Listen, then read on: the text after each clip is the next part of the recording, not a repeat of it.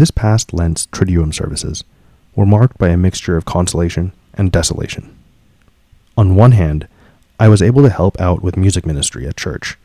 I heard some hopeful spiritual reflections. I was able to go to confession, and I reconnected with loved ones.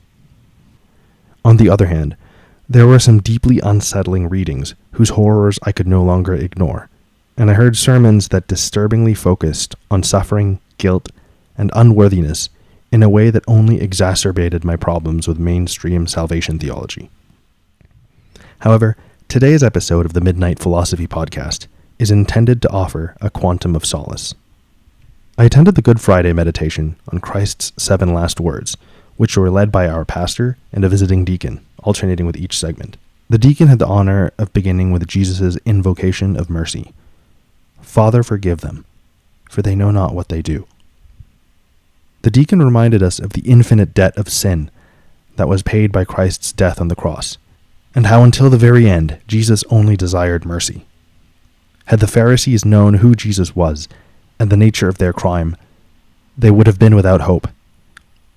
It was in the blindness of their passion that they committed deicide. Likewise, if we know Jesus and comprehend the horrors of our iniquities, but still refuse the gift of salvation, we would be lost. The good deacon continued in his soft-spoken and kind tone of voice.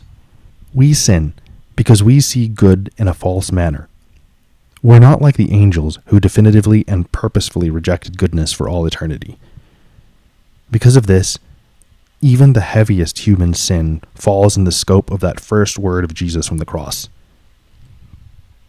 In a way, our ignorance saves us." But then he proceeded to caution against remaining ignorant and presuming salvation. Far from being a case for universalism, the deacon's reflection on Christ's mercy is still quite hopeful.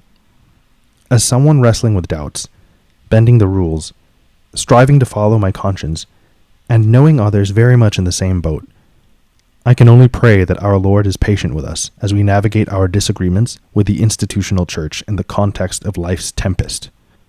I honestly think that no single soul could knowingly reject Jesus, the church, salvation, nor goodness itself. People merely reject distortions thereof that are simply unconvincing, utterly absurd, and deficient in charity.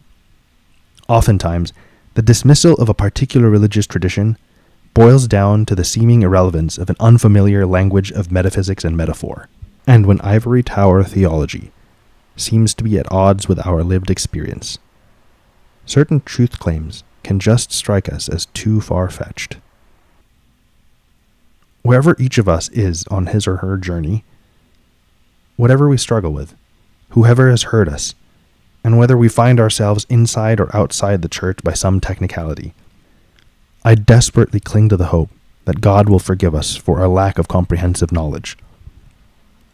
May our Lord heal us and make us one with Him and one with each other.